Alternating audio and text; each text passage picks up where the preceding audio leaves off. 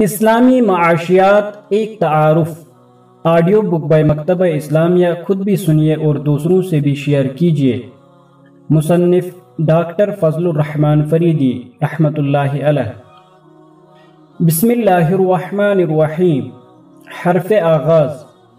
اسلامی معاشیات ایک تعارف معروف ماہر معاشیات اور اسلامی دانشور ڈاکٹر فضل الرحمن فریدی کے اس مقالے کی کتابی صورت ہے جو انہوں نے 27-28 اکتوبر 1995 عیسوی کو بلیریا گنج اعظم گڑھ میں جامعۃ الفلاح بلیریا گنج اور Indian association for Islamic economics کی طرف سے منعقد ہونے والے سیمینار میں پیش کیا تھا۔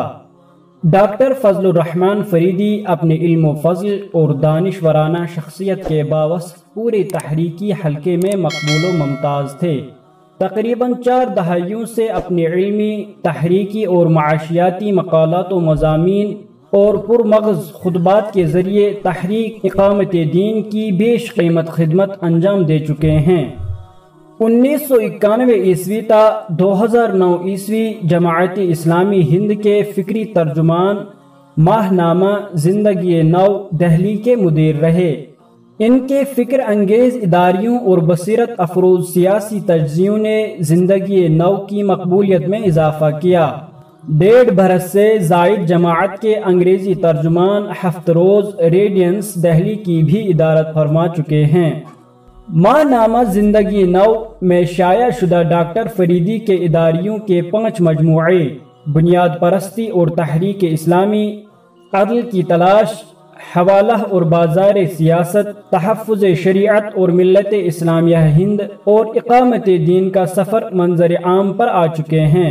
زیر نظر کتاب میں بھی موصوف نے نہایت عام فہم اور سادہ زبان میں اسلامی معاشیات، عصری علم معاشیات، اشیاء کی قیمت، معاشی ترقی کے عوامل، جدید علم معاشیات، اسلامی معاشیات کی بنیاد، اسلامی معاشیات کے کردار، رجحانات اور مقاصد، عصری علم معاشیات کے 3 بنیادی سوالات اور ان کے جوابات، فلسفہ زندگی، انسان دوست سرمایہ کاری، اسلام خیالی فلسفہ نہیں ہے، عصری نظام مالیات، سودی نظام مالیات اور نفع و نقصان کی بنیاد پر فراہمی مالیات جیسے اہم موضوعات پر تفصیلی اور اصولی گفتگو کی ہے۔ امید ہے کہ ڈاکٹر فریدی کی دوسری کتابوں کی طرح ان کی یہ کتاب بھی مقبولیت کا ریکارڈ قائم کرے گی۔ شعبہ ادارت، مرکزی مکتبہ اسلامی پبلشرز۔ اسلامی معاشیات۔ اسلامی معاشیات کا تعارف کرانے سے پہلے 2 غلط فہمیوں کا ازالہ ضروری ہے۔ پہلی غلط فہمی عصری معاشیات کے ماہرین نے یا تو عمدن پیدا کی ہے یا پھر وہ ان بنیادی حقائق سے صحیح طور پر متعارف نہیں ہیں جن کے تناظر میں اسلامی معاشیات کی دور حاضر میں تجدید ہوئی ہے۔ وہ غلط فہمی یہ ہے کہ اسلامی معاشیات دراصل عصری معاشیات کا مصنع یا خاص ایڈیشن ہے۔ اگر آپ جدید علم معاشیات یا نظام معیشت میں زکوٰۃ کو فرض قرار دیں اور سود کو حرام اور معاشی پالیسیوں کا اولین مقصد اجتماعی عدل قرار دیں تو یہی علم اسلامی معاشیات بن جاتا ہے۔ اس موقف کے حق میں 2 دلیلیں دی جاتی ہیں۔ اولاً یہ کہ عصری علم معاشیات دراصل ایسے قوانین اور نظریات کا مجموعہ ہے جو قوانین فطرت کی طرح اٹل بھی ہیں اور دوامی بھی۔ ان کا اطلاق ہر سماج پر ہوتا ہے، چاہے اس کا تمدن اور اس کی ثقافت کچھ بھی ہو۔ طلب رزق ہر انسان کی فطری ضرورت ہے۔ اس کے لیے جو ذرائع اور وسائل اختیار کیے جاتے ہیں ان کی نوعیت تکنیکی ہے، جیسے کسان کا ہل یا لوہار کا ہتھوڑا۔ ثانیاً یہ کہ انسان کی ترجیحات ہر سماج میں ایک ہی جیسی ہوتی ہیں۔ وہ سامان ضرورت اور راحت حاصل کرنا چاہتا ہے اور اس لیے وہ ان کی قیمت اور ان کے افادے سے ایک ہی طرح متاثر ہوتا ہے۔ علم معاشیات دراصل اسی جد و جہد اور انہی ترجیحات کا مطالعہ کرتا ہے اور ایسے عمومی نتائج، نظریات اور قانون اخذ کرتا ہے جو علم طبعیات کی طرح نہ اسلامی ہو سکتے ہیں اور نہ غیر اسلامی۔ یہ خالص سائنٹیفک تجزیہ ہے عقائد، اقدار اور کلچر کے امتیازات کے درمیان یہ غیر جانبدار ہے۔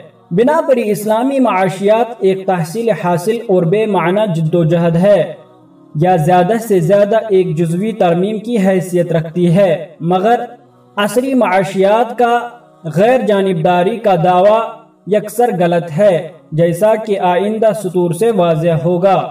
ایک دوسری غلط فہمی دیندار حلقے میں پائی جاتی ہے، وہ یہ کہ اسلامی معاشیات دراصل ان قوانین کا مجموعہ ہے جو قرآن، حدیث اور فقہ کی کتابوں میں مذکور ہے اور انسان کی معاشی زندگی سے بحث کرتے ہیں۔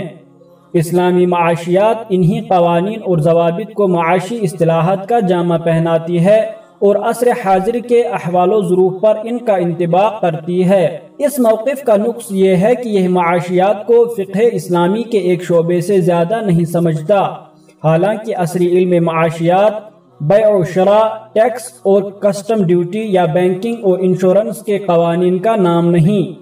وہ ان قوانین سے بے نیاز نہیں ہے، لیکن اس کا اصل دائرہ کار معاشی جدوجہد، اس کے عوامل اور اس کے ارتقاء کا تجزیہ ہے۔ بعینی ہی اسلامی معاشیات زندگی کے معاشی پہلو سے متعلق فقہی قوانین اور ضوابط کی فہرست تیار کرنے کا نام نہیں ہے، بلکہ وہ اسلام کی تعلیمات، اقدار اور اصولوں کے تحت معاشی زندگی اور اس کے متنوع پہلوؤں کا تجزیہ کرتی ہے، تاکہ یہ معلوم کر سکے کہ الہی نظام اقدار کے زیر سایہ معاشی جدوجہد کی نوعیت اور اس کے عوامل کا کردار کیسا بنتا ہے اور کس انداز کا نظام معیشت تشکیل پاتا ہے اور انسان کا معاشی مسئلہ کس طرح حل ہوتا ہے۔ آئندہ سطور میں ہم اسلامی معاشیات کی حقیقی نوعیت سے بحث کریں گے اور یہ بھی واضح کریں گے کہ اسلامی معاشیات اور عصری علم میں کس طرح کا جوہری فرق ہے۔ عصری علم معاشیات۔ عصری علم معاشیات انسان کی انفرادی اور اجتماعی معاشی جدوجہد کا تجزیاتی مطالعہ ہے۔ اس کا نشوونما ایک خاص تہذیبی اور ثقافتی پس منظر میں ہوا ہے۔ اس کے کلیدی تصورات میں ایک تصور یہ ہے کہ دنیا میں کوئی بھی چیز وافر مقدار میں نہیں ملتی جو سارے انسانوں کے لیے ان کی ضرورت اور خواہش کے لیے کفایت کرے۔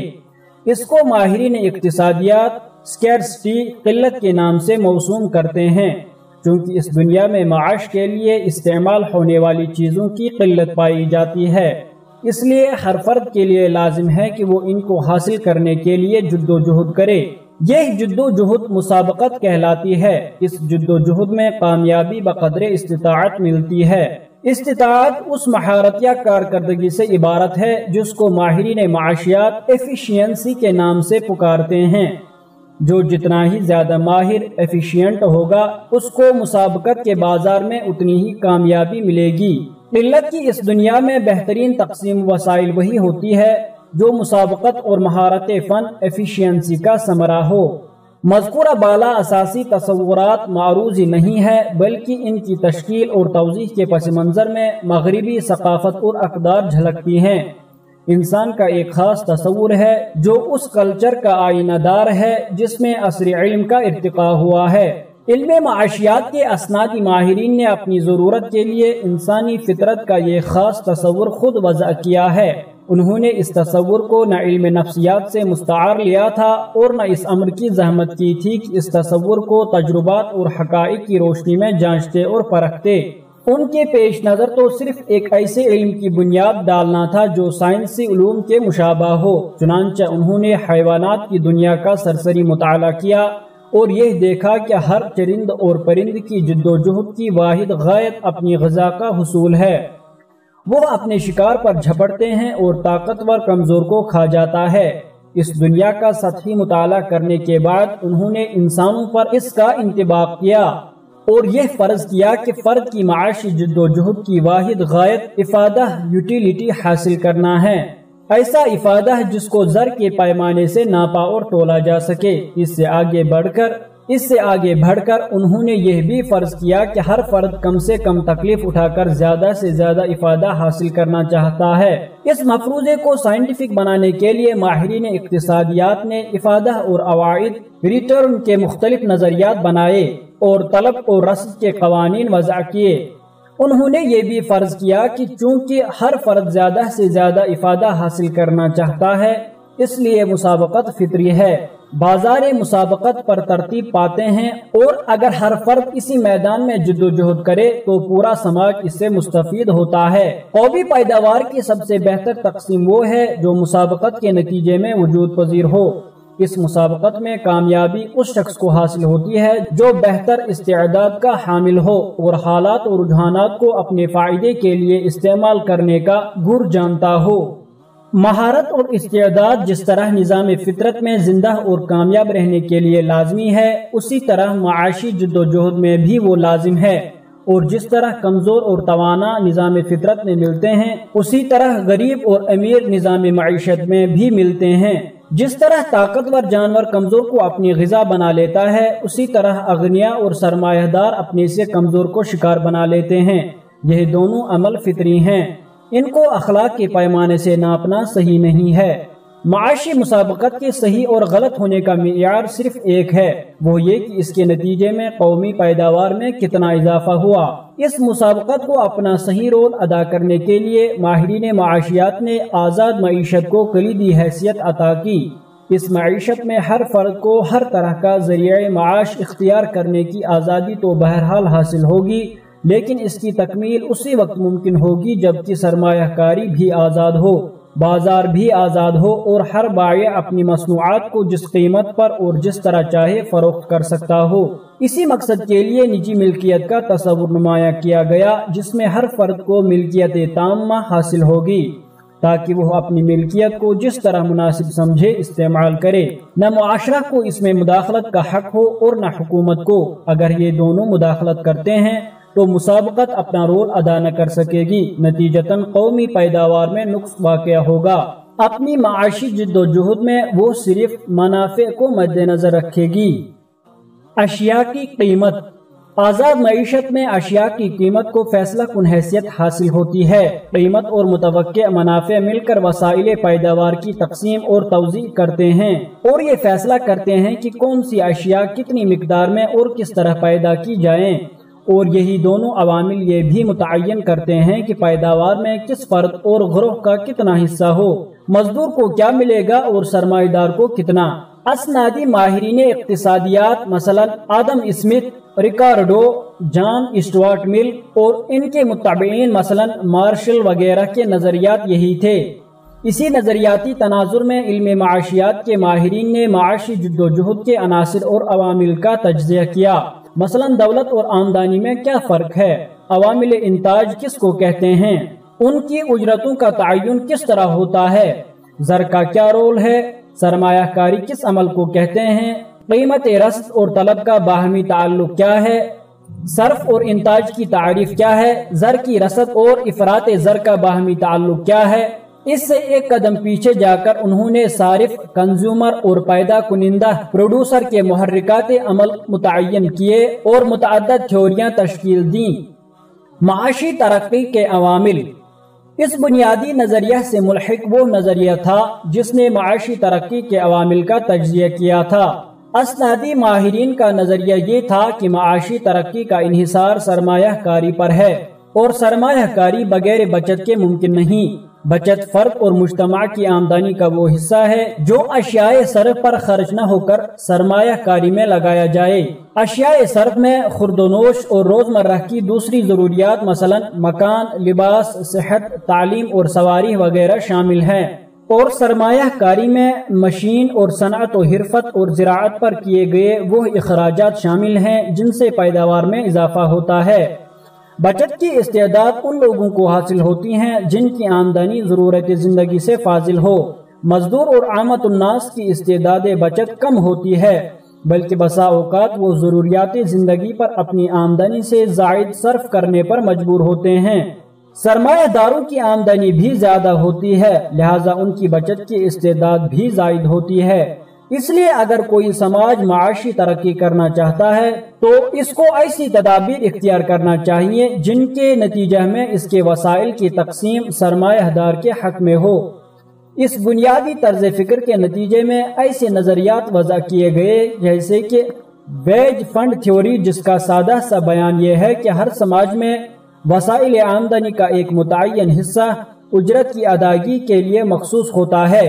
اگر مزدور کی آبادی بڑھ جائے تو شرح اجرت گھٹ جائے گی۔ اسی طرز فکر کی بالواسطہ تائید کے لیے مالتھس کا نظریہ آبادی تشکیل دیا گیا، جس نے یہ ثابت کرنے کی کوشش کی کہ نظام فطرت نے انسانوں کی آبادی بڑھنے کی شرح ایسی متعین کی ہے کہ وہ ہمیشہ وسائل پیداوار سے 2 گنی یا 3 گنی یا 4 گنی رہے گی۔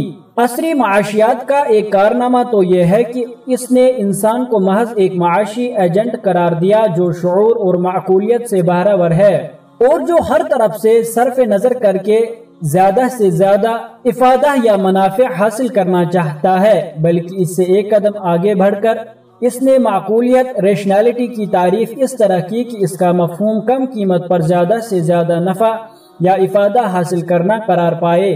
دوسرا کارنامہ یہ انجام دیا کہ طلب، رسد، قیمت، زر اور آمدنی اور پیداوار کا ایسا میکانیکی نظام وضع کیا جس میں انسان دب گیا۔ اس کے عواطف اور احساسات، اس کی ترجیحات اور مقاصد، اس کی فکر اور شعور سب معاشی قانون کے تابع ہو گئے، اور قیمت، طلب و رسد حقیقی عوامل بنا دیے گئے۔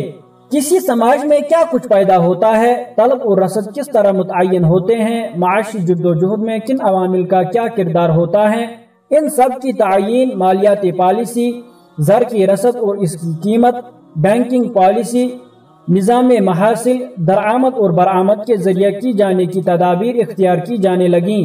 نتیجتاً فرد کا مزاج، اس کا کردار، اس کے جذبات اور احساسات نظر انداز کر دیے گئے۔ اس نقطۂ نظر کے 2 لازمی نتائج ظہور پذیر ہوئے۔ ایک تو یہ کہ مغرب کے انسان کو غیر شعوری طور پر عام انسانیت کا نمائندہ سمجھ کر انہی پالیسیوں کو تیسری دنیا کے ممالک میں بھی اختیار کر لیا گیا، چنانچہ بیشتر ممالک میں یہ پالیسیاں ناکام رہیں، جس ناکامی کا بہترین تجزیہ جی مرڈل جیسے ماہرین اقتصادیات اور اقوام متحدہ کے بعض اداروں نے خود کیا ہے۔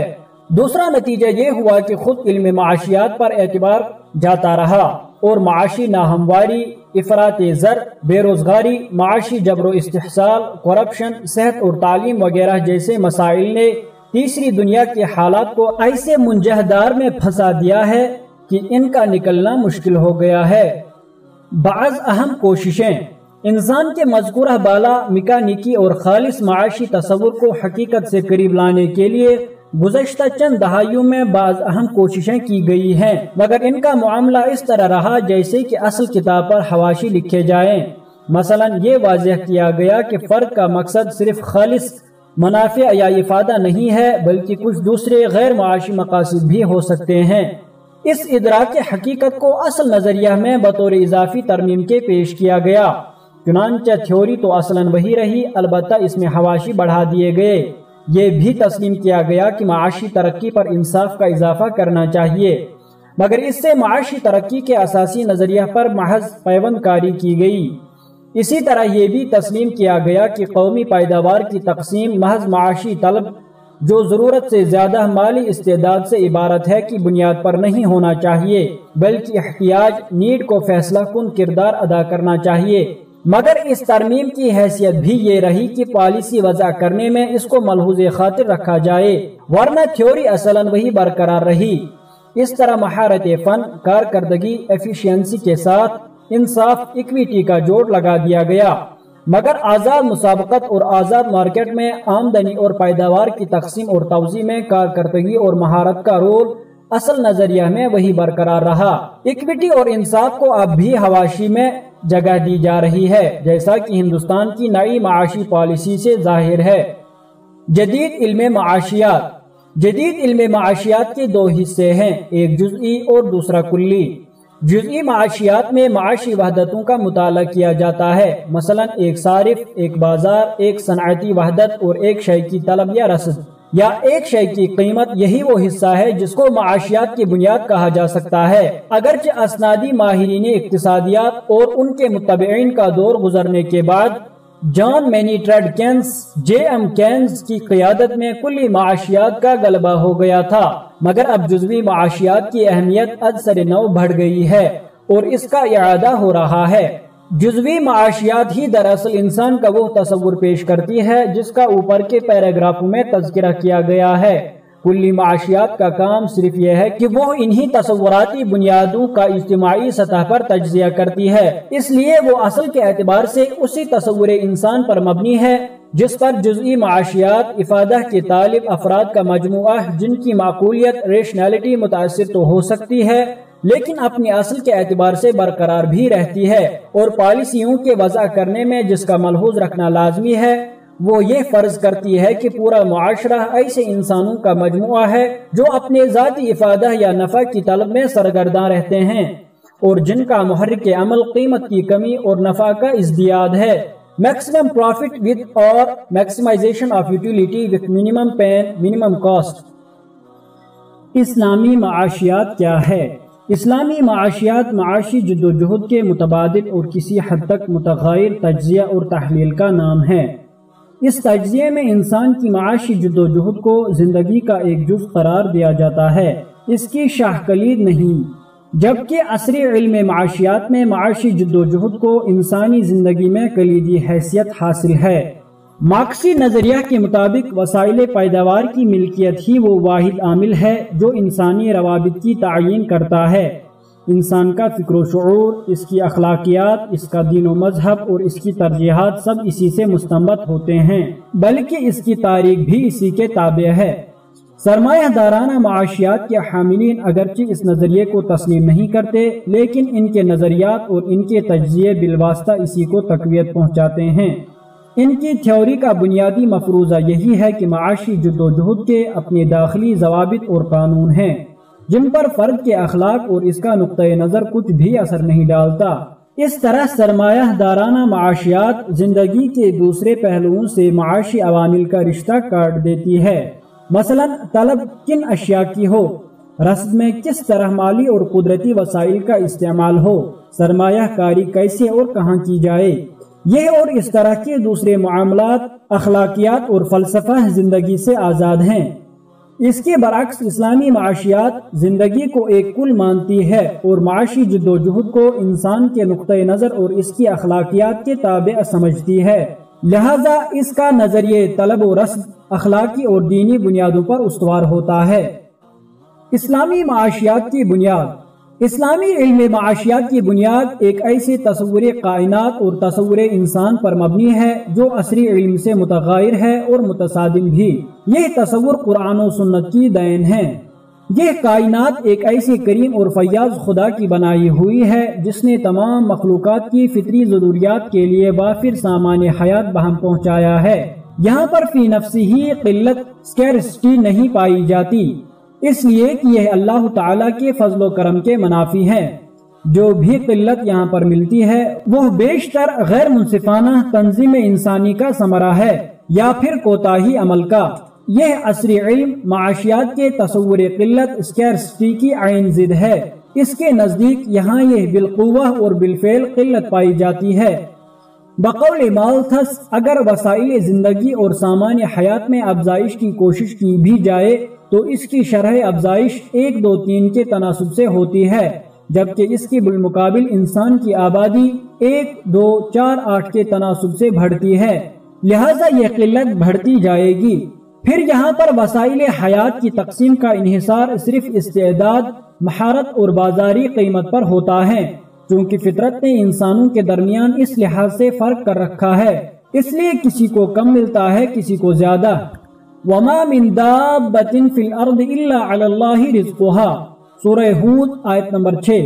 زمین میں چلنے والا کوئی جاندار ایسا نہیں ہے جس کا رزق اللہ کے ذمے نہ ہو۔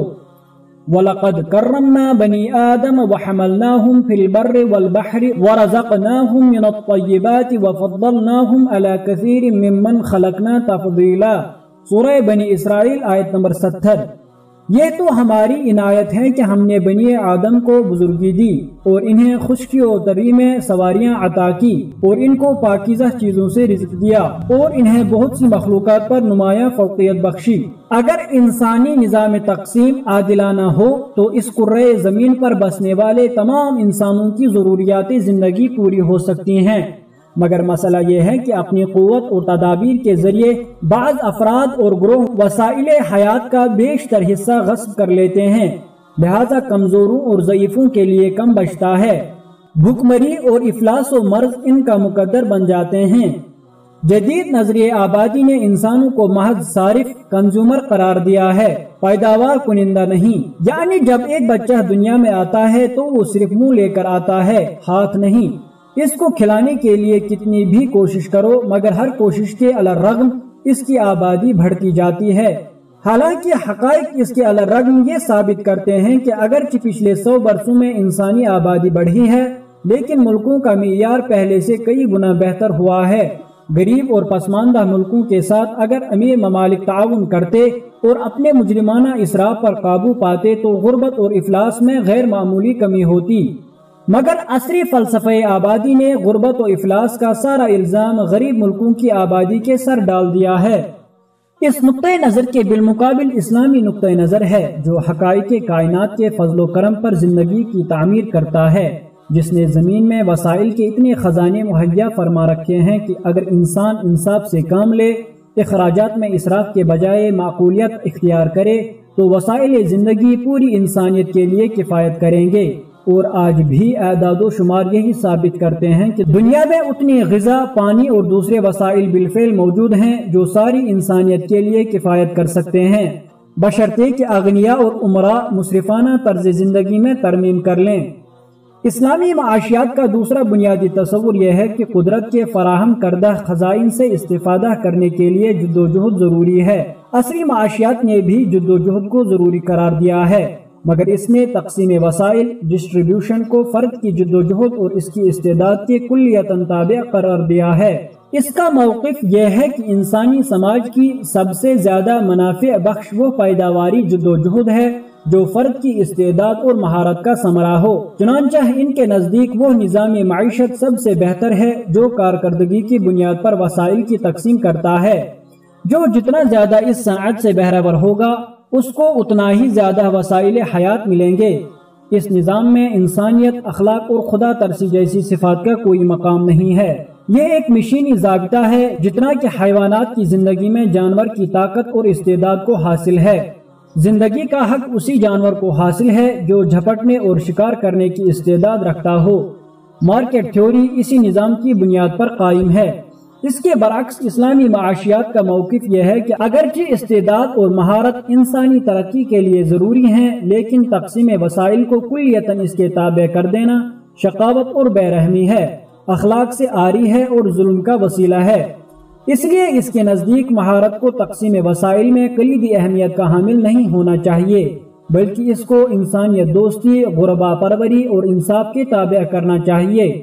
یہی وجہ ہے کہ اسلامی تصور ملکیت میں وسائل اللہ تعالیٰ کی امانت سمجھے جاتے ہیں جو اغنیاء کو اس لیے دیے گئے ہیں کہ وہ اس کا صحیح استعمال کریں، اپنے اوپر بھی خرچ کریں اور سائل و محروم پر بھی۔ وفی اموالہم حق للسائل والمحروم۔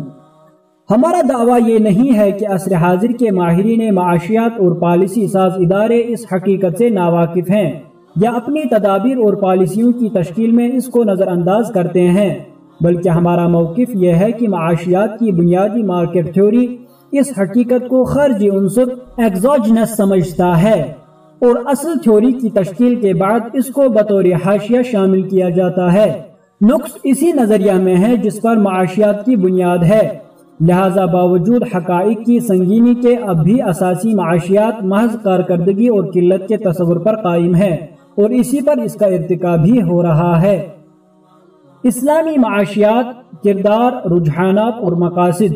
اسلامی معاشیات کے نزدیک فرد کے کردار، اس کے رجحانات، اس کے مقاصد کو بنیادی حیثیت حاصل ہے۔ وہ ایک معقول ریشنل حیوان ضروری ہے، مگر اس کی معقولیت کا معیار صرف لاگت اور منافع کی حسابیات کیلکولیس نہیں ہے۔ عصری علم کے نزدیک بحیثیت صارف ایک فرد صرف افادہ حاصل کرنا چاہتا ہے اور بحیثیت پیدا کنندہ صرف منافع۔ یہ دونوں معیارات زر اور مادی کمیت سے ترتیب پاتے ہیں۔ اس کے برعکس اسلامی معاشیات کے نزدیک فرد صرف مالی منفعت اور جسمانی آرام ہی حاصل نہیں کرنا چاہتا بلکہ وہ غیر مادی اور ماورائے زر بھی مقاصد رکھتا ہے، جس کا جامع بیان آخرت کی فلاح کی اصطلاح کے ذریعے کیا جاتا ہے۔ خریدار کی طلب کا محرک صرف مادی یا مالی منفعت نہیں ہوتا بلکہ خداوند کریم کی رضا اور انسان کی فلاح اور بہبود بھی ہوتی ہے۔ یہ دونوں رخ ڈائمینشنز مل کر اس کی طلب کو متعین کرتے ہیں۔ وہ کن اشیاء کو اور کس مقدار میں حاصل کرے گا، اس کا تعین جہاں اس کی ضروریات کرتی ہے وہیں خدا کا خوف اور تقویٰ بھی کرتے ہیں۔ وہ مسرف نہیں ہوتا بلکہ متوسط راہ اختیار کرتا ہے۔ وہ محرمات سے دور رہتا ہے، تعیشات سے پرہیز کرتا ہے، اور اس طرح قومی آمدنی کی ایسی تقسیم عمل میں آتی ہے جس سے ضروریات زندگی کی پیداوار فروغ پاتی ہے اور ضیاع کے رجحانات دب جاتے ہیں۔ اسی طرح پیداوار میں مصروف فرد سرمایہ کاری میں صرف شرح نفع پیش نظر نہیں رکھتا بلکہ عمومی انسانیت کی فلاح و بہبود بھی اس کی سرمایہ کاری کے قوی محرک بن جاتے ہیں۔ یہ معقولیت کا انسانیت دوست اور رضائے الہی سے معمور تصور ہے، عصری معاشیات کا میکانیکی اور شقاوت پر مبنی تصور نہیں۔ بنا بری اسلامی معاشیات میں فرد کی اخلاقی اور جامع تربیت، اس کی تعلیمی اور فنی استعداد، اس کے مقاصد اور ترجیحات کو اولین حیثیت حاصل ہوتی ہیں۔ تراکم رأس المال، کیپٹل ایکومولیشن کو ثانوی، اس کے نزدیک ذرائع کسب المال کو مال کے برابر اہمیت حاصل ہے۔ اس کے اصول کے مطابق مال کے حاصل کرنے کے جائز ذرائع ہی کسی سماج کی مجموعی فلاح کے ضامن بن سکتے ہیں۔ بددیانتی، خیانت، دھوکہ دہی پر مبنی ذرائع سے ایک فرد کا مال شاید بڑھ جائے لیکن معاشرہ کو اس سے غیر معمولی مضرت پہنچتی ہے، اور بالآخر ایک غیر عادلانہ اور جبر و استحصال پر مبنی نظام معیشت وجود پذیر ہوتا ہے۔ فرد کے یہ دو متغیر تصورات ہیں جن میں ایک پر عصری علم معاشیات قائم ہے اور دوسرے پر اسلامی علم معاشیات۔ عصری علم میں کلی معاشیات در حقیقت اسی تصور فرد سے مستنبط ہوتے ہیں، لہذا اپنی مجموعی صورتحال میں وہ بھی اسی طرح انسانیت دوستی اور اخلاقی اقدار سے آری ہے۔ اس حقیقت کا بہتر ادراک حاصل کرنے کے لیے ہم ان بنیادی مسائل کی طرف رجوع کرتے ہیں جو عصری علم کی بنیاد ہیں تاکہ اس کے بالمقابل ہم اسلامی کلی معاشیات کی امتیازی خصوصیات واضح کر سکیں۔ عصری علم معاشیات کے 3 بنیادی سوالات اور ان کے جوابات۔ عصری علم معاشیات کے متعلق کہا جاتا ہے کہ وہ 3 بنیادی سوالات سے بحث کرتا ہے۔ اولاً یہ کہ کن چیزوں کی پیداوار کی جائے، what to produce، ثانیاً یہ کہ یہ پیداوار کس طرح کی جائے، how to produce، اور ثالثاً یہ کہ پیداوار کس کے لیے کی جائے، for whom to produce۔ یہ بات یاد رکھنے کی ہے کہ ان سوالات کا جواب حاصل کرتے وقت کائنات کے اور فرد کے اس تصور کو بحیثیت کلیدی تناظر کے پیش نظر رکھا جاتا ہے جن کا ہم اوپر تجزیہ کر چکے ہیں۔ عصری علم معاشیات ان تینوں سوالات کا جواب مارکیٹ سے حاصل کرتا ہے، جس میں قیمت اور پیداواری لاگت کاسٹ بحیثیت بنیادی عوامل کے کام کرتے ہیں۔ قیمت کا تعین رصد اور طلب سے ہوتا ہے، رصد کا انحصار پیداواری لاگت کاسٹ آف پروڈکشن پر ہوتا ہے، اور طلب کا انحصار صارف کی ترجیحات، اشیاء کی افادیت اور اس کی آمدنی پر ہوتا ہے۔ چونکہ دنیا میں قلت پائی جاتی ہے یعنی وسائل پیداوار ہر چیز کے انتاج کے لیے کافی نہیں ہوتے، اس لیے پیداوار کنندہ کو ان کے درمیان انتخاب کرنا ہوتا ہے۔ انتخاب کا معیار بازار میں اشیاء کی متوقع طلب اور متوقع منافع ہوتا ہے، لہذا ان اشیاء کی پیداوار کرنا چاہیے جن کی طلب ہو۔ طلب کا اظہار عملی دنیا میں اس قیمت سے ہوتا ہے جو خریدار ادا کرنے کے لیے تیار بھی ہو اور استعداد بھی رکھتا ہو۔ پیداوار کنندہ یہ دیکھتا ہے کہ کن چیزوں کی متوقع طلب اور متوقع قیمت فروخت ایسی ہوتی ہے جس سے اس کو زیادہ سے زیادہ منافع حاصل ہو سکے، لہذا ان چیزوں کو پیدا کرنا چاہیے جن سے زیادہ منافع حاصل ہو سکے، بالفاظ دیگر جن کی قیمت پر کشش ہو۔ اس بنیاد پر وسائل پیداوار کی تقسیم ہوتی ہے اور کل قومی پیداوار کی کیفیت اور اس کی کمیت کا تعین ہوتا ہے۔ دوسرے سوال کا جواب پیداواری لاگت سے متعلق عصری علم میں مضمر ہے۔ پیداوار کرنے والے کا مقصد کم سے کم قیمت پر پیداوار کرنا ہے تاکہ اس کی شرح منافع زیادہ سے زیادہ ہو۔ قیمت کی کمی کا انحصار وسائل اور ٹیکنالوجی کی بہترین تربیت اور استعمال ہے، اور پیداواری لاگت سے عبارت عوامل پیداوار کی قیمتیں اور ان کی رصد ہے۔ اس کے لیے ماہرین معاشیات نے ایک ایسی تھیوری وضع کی ہے جس کے ذریعہ وہ مختلف عوامل پیداوار کی پیداواری صلاحیت کی توضیح کرتے ہیں۔ مزدور اور سرمایہ کو استعمال کرنے اور ان کے مختلف امتزاج کمبینیشن ترتیب دینے کے لیے وہ مزدور اور سرمایہ کی قیمت اور ان کی پیداواری صلاحیت کا موازنہ کرتے ہیں۔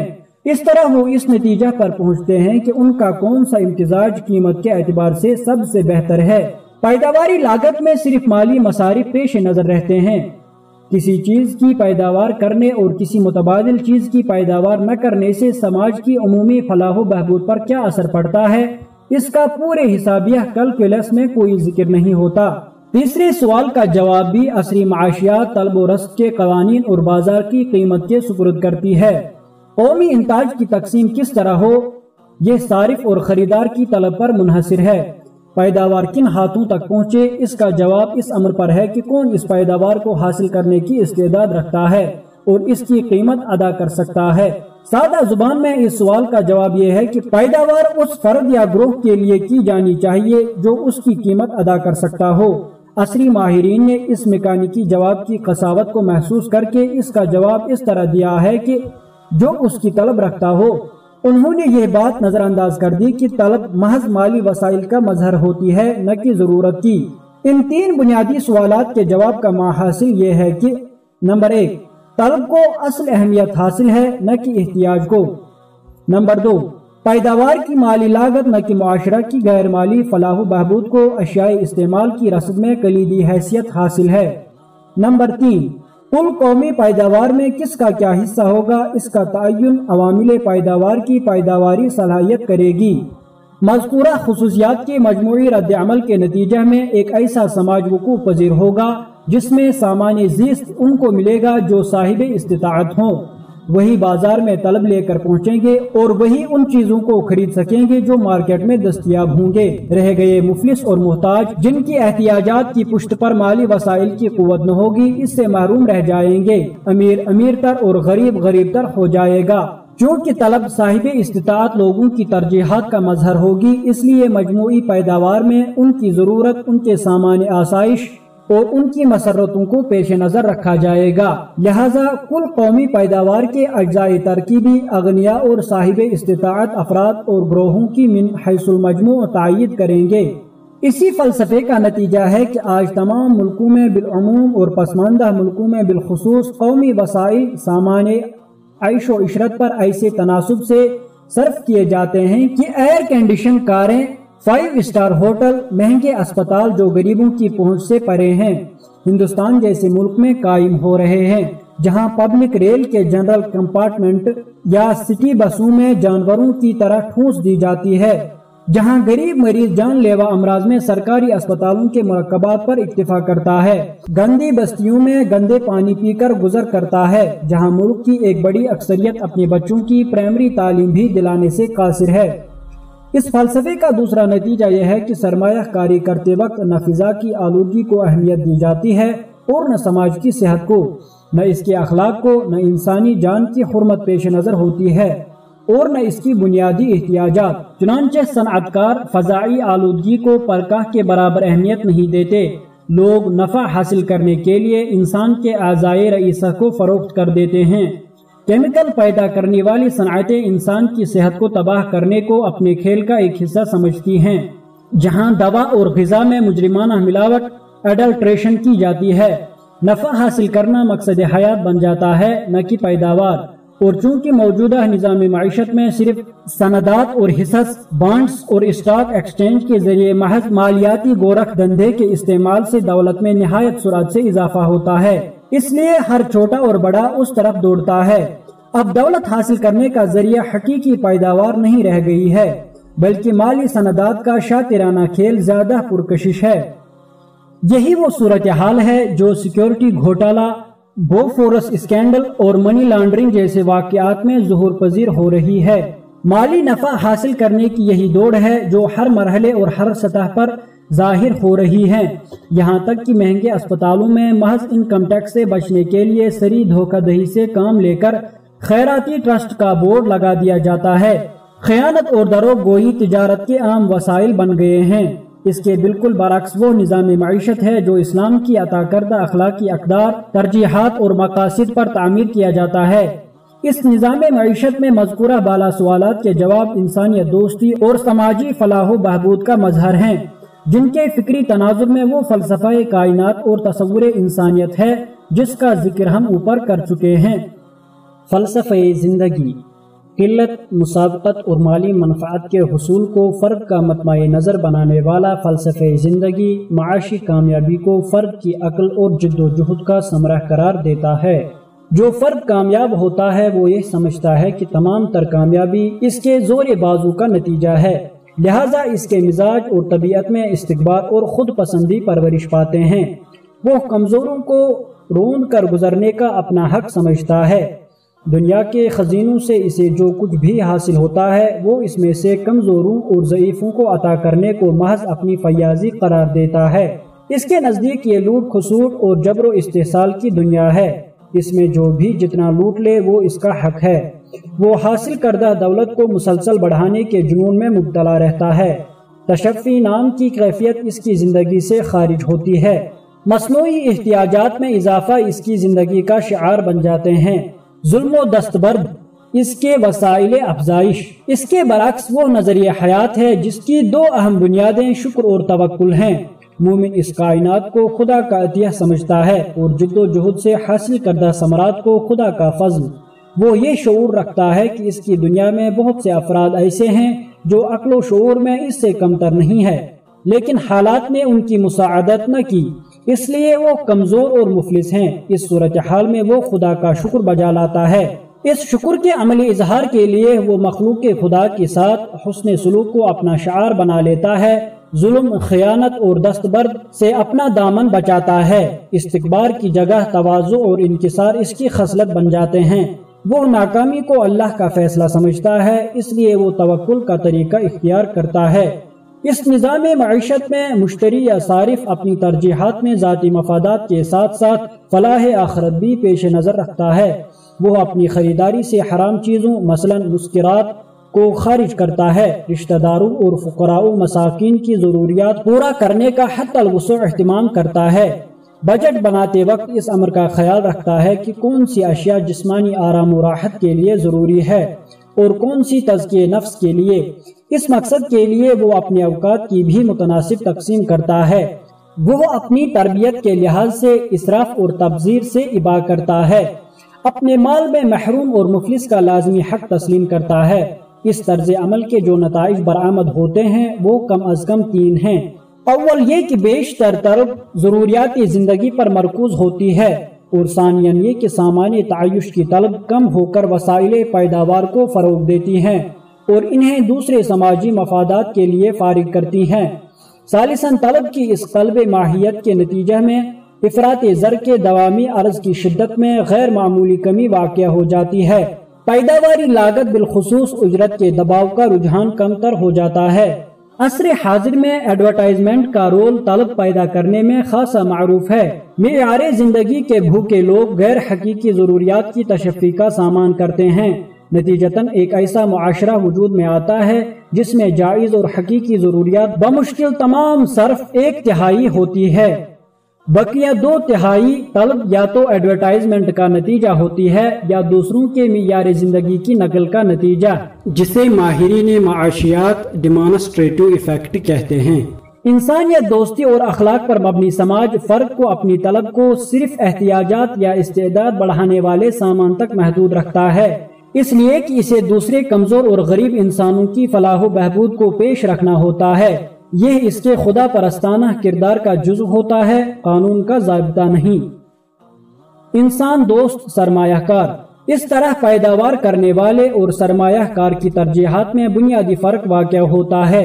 وہ عام انسانوں کی طرح نفع کا خواہش مند تو ہوتا ہے، لیکن اس کی سرمایہ کاری کے معیارات کرائٹیریا آف انویسٹمنٹ میں اب سماج کی منفعت کا حصول اور اس کی مضرت سے اجتناب جزء لا ينفک بن کر داخل ہو جاتے ہیں۔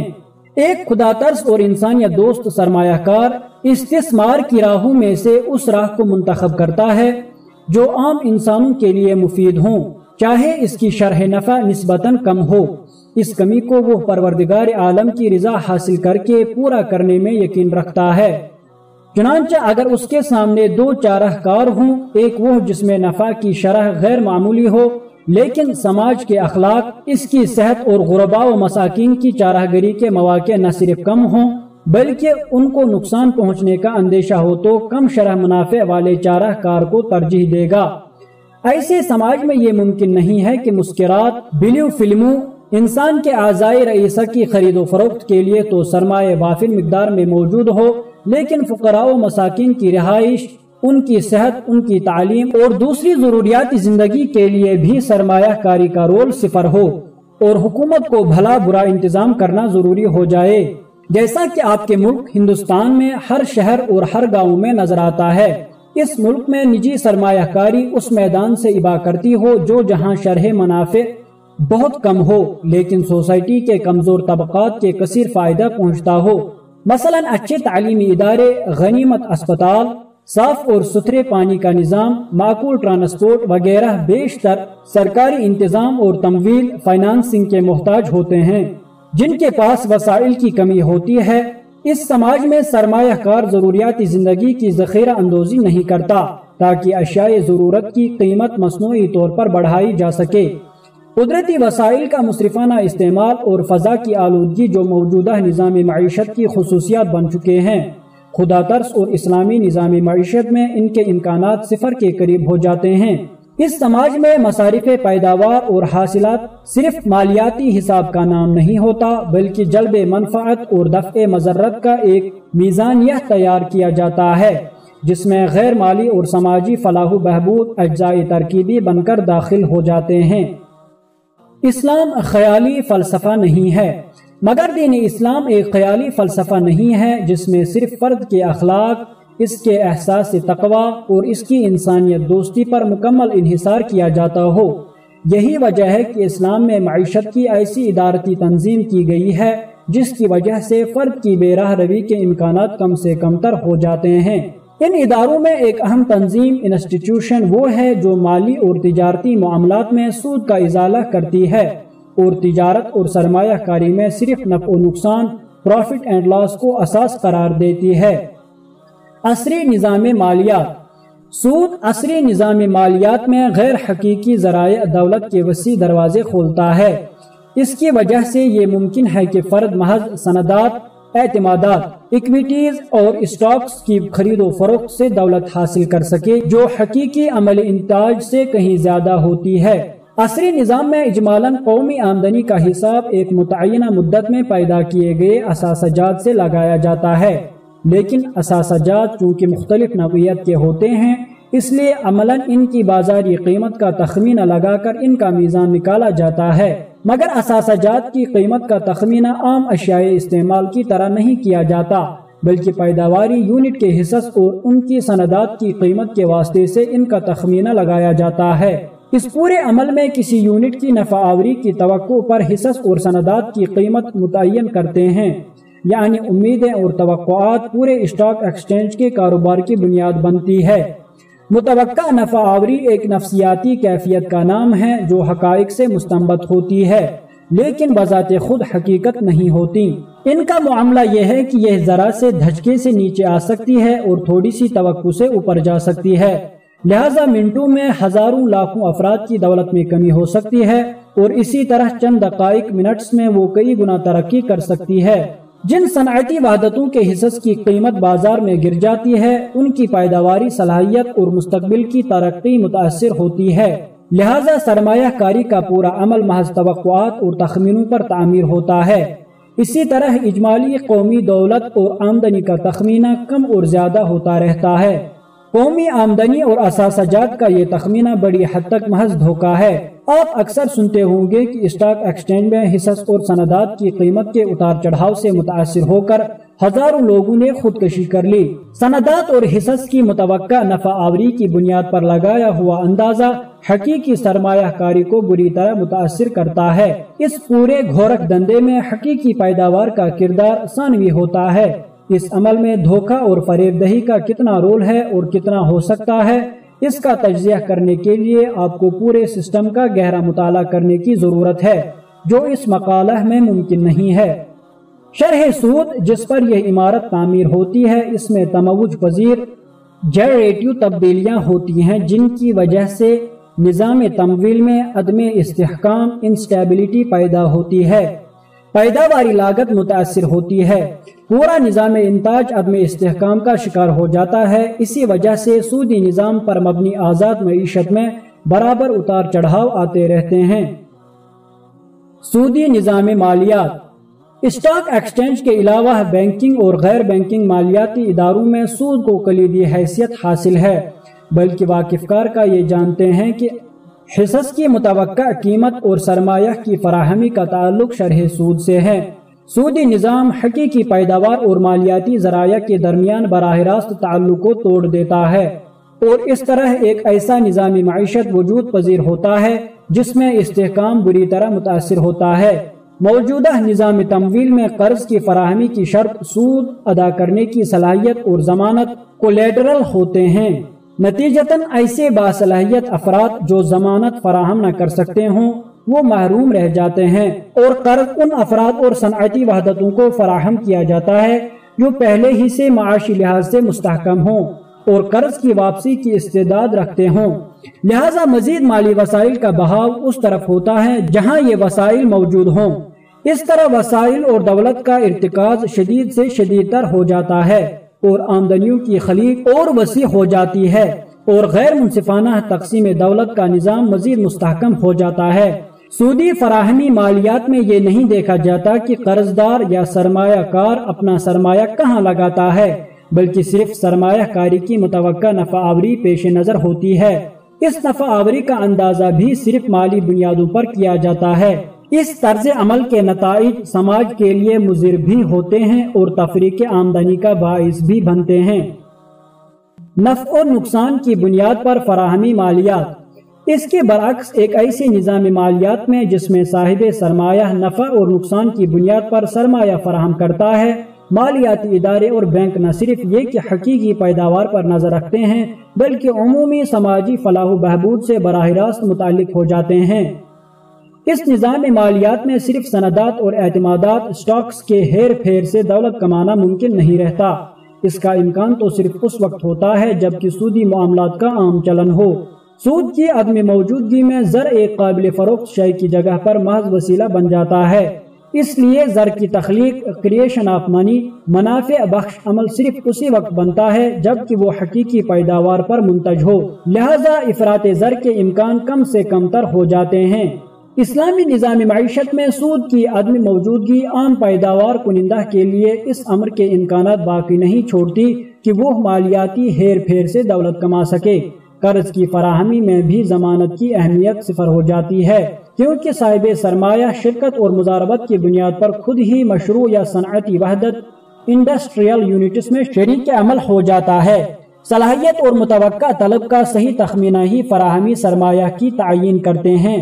باصلاحیت لیکن وسائل کے اعتبار سے کمزور پیدا کنندہ بھی مالی وسائل سے محروم نہیں ہوتا، اس لیے غیر عادلانہ تقسیم دولت اور تفریق آمدنی کے رجحان میں واضح کمی آتی ہے۔ اس لیے دوامی اتار چڑھاؤ فلکچویشن کے امکانات کم سے کم تر ہو جاتے ہیں۔ نقدی سندات اور سود میں تموج پذیر تبدیلیاں محض نفسیاتی توقعات کی بنا پر ہوتی ہے، جبکہ یہاں تبدیلی اور تقلب حقیقی پیداوار کے نتیجہ میں ظہور پذیر ہوتے ہیں۔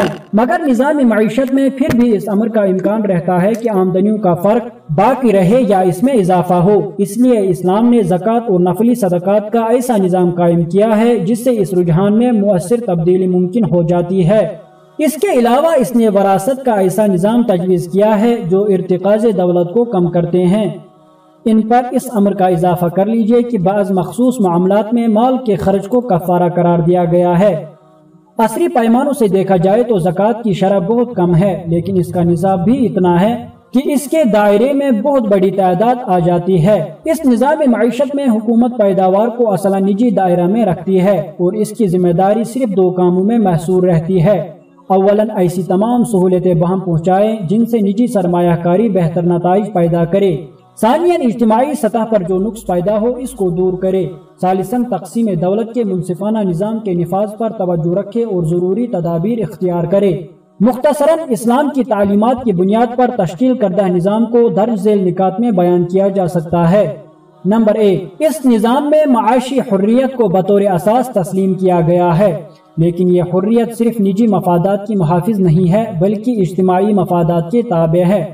نمبر 2، اس نظام میں نجی نفع کو اگرچہ ضروری اہمیت حاصل ہے، لیکن یہ صرف مالی نفع نہیں ہے بلکہ اس میں اخروی فلاح بطور جزء لا ينفک کے اس طرح شامل ہے کہ وہ اس کی نوعیت اور ماہیت میں بنیادی فرق پیدا کر دیتی ہے۔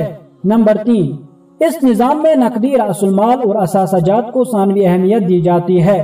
فرد کے کردار اور اجتماعی مصالح کو اولین اہمیت حاصل ہوتی ہے۔ نمبر 4، اس نظام معیشت میں عدل و انصاف کو بطور غایت اولیٰ کے پیش نظر رکھا جاتا ہے اور اس کے لیے مناسب تنظیمی اور قانونی ماحول فراہم کیا جاتا ہے۔ نمبر 5، اس نظام معیشت میں ایسا سماجی اور نظریاتی ماحول فراہم کیا جاتا ہے جس کے نتیجہ کے طور پر وسائل پیداوار کی تقسیم اس طرح عمل میں آتی ہے کہ ضروریاتی زندگی کی افزائش کو اولویت حاصل ہو، اس کے بعد سامان راحت کو۔ مصنوعی صلہ، صرف اور انتاج کے دروازے بند کیے جاتے ہیں۔ نمبر 6، یہ نظام معیشت حقیقی پیداوار، ریئل پروڈکشن اور نقدی وسائل کے درمیان براہ راست تعلق پیدا کرتا ہے، موجودہ عصری نظام کی طرح بالواسطہ نہیں، کیونکہ یہ صرف نفع اور خطر انگیزی کی اجازت دیتا ہے، سود کی نہیں۔ نمبر 7، اس نظام معیشت میں نظام حاصلات اور آمدنی صرف محنت، انتاج اور خطر انگیزی سے تربیت پاتا ہے۔ نقدی رأس المال یا تمسکات کے ہیر پھیر کو خارج از امکان قرار دیتا ہے۔ اس کے نزدیک رأس المال سلع بیع نہیں ہے بلکہ وسیلہ انتباج یا مبادلہ۔ نمبر 8، یہ سرمایہ کاری کے ایسے معیار تجویز کرتا ہے جن کے نفاذ سے فرد اور اجتماع دونوں کو بیک وقت فائدہ پہنچے، بلکہ فرد کی منفعت کو مجتمع کی منفعت سے مربوط کرتا ہے۔ اس مقصد کے لیے وہ صرف نظریے اعتماد نہیں کرتا بلکہ رسمی ضوابط وضع کرتا ہے اور ایسے اجتماعی ادارے تشکیل دیتا ہے جن سے سرمایہ کاری کا نہج ایسا ہی ہو۔